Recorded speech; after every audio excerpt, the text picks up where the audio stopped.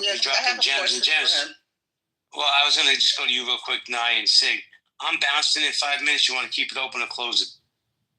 We can close it, but I just or that's up to Sig. So let me just ask a question to him. You know, I love you, sir. I love your voice. Everything you've contributed to this room today has been spot on, and I will not argue against any of the points you just made because I agree. But I was highlighting why we as a people don't get along and love each other and trust each other collectively. So my question to you, based on everything you just said, are you suggesting, based on what you just said, all the truths that you just outlined, that these are the reasons why today in 2025, Black Americans collectively, I'm not talking about individual, what we're doing in our friend groups and our families and our churches, collectively, why we don't get along as a people and why we're constantly divided with Black men this, Black men that, except Black women this, Black women that. That's what I meant to say. These are the reasons, because of systems in place, why we still hold each other in so low regard. Is that what you're suggesting? Because that was the point that I was trying to make, why we can't get along in this day and age, right? And we blame everything for these reasons as if we don't have the mental fortitude to rise above all of this, right? We love Jesus and God, and we're in the church. So why today in the 21st century, we're in the age of technology where they can plug a machine up to our brain and we can upload ourselves to the cloud, why we still cannot get along with each other? Are you suggesting because it's the systematic racism and Charlie Kirks of the world? This is just a question so I can get some click.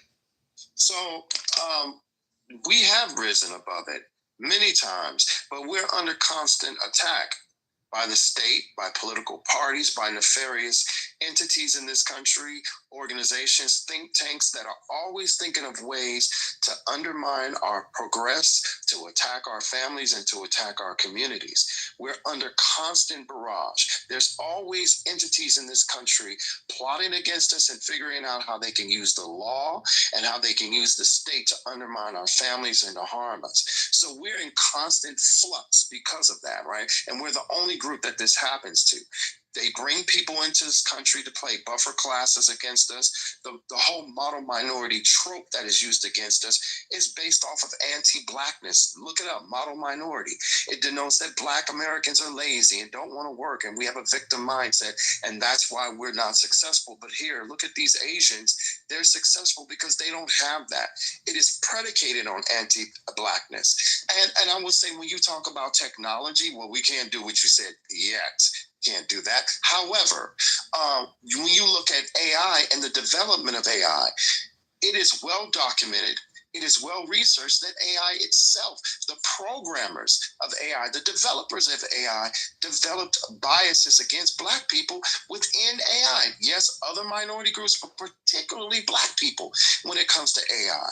So yes, every fabric of society, and that's a fact. And no one can prove me wrong on that. Well, we have the neural links. That's what I was referring to. I'd like to jump in. Yeah, every system that exists and every system that is created in this country, including AI, will show you anti-Blackness. Even AI, when you ask AI, is there anti-Blackness within AI? You know what AI will tell you? Yes, there is implicit bias, and it will tell you because the people who developed me or developed AI had biases against Black people, but that because the technology brought other Black people in, there's an attempt to change that reality, right? But AI admits that it's anti-Black. Chime in. Go ahead, Albert. Hold on, Albert. Just give me a second. Sorry. Real quick. No, it's okay. Siggy, you're going to keep it open because Nye and I are going to be bailing in 5 minutes. What do you want to do, Siggy? Yeah, let's close it up in 5 minutes, man. I got some shit I got to get into. Yeah. Albert, okay, thank you. Yeah, I tend to lean towards things that are quantifiable and qualitative and not too ambiguous or esoteric. And to answer your question in why, we endured a Holocaust. There's one thing to understand the system of racism, but the institution of racism. And because the way that white supremacy works, and that's of course the catchphrase that describes white Anglo-Saxon Protestant racism, is a system that disperses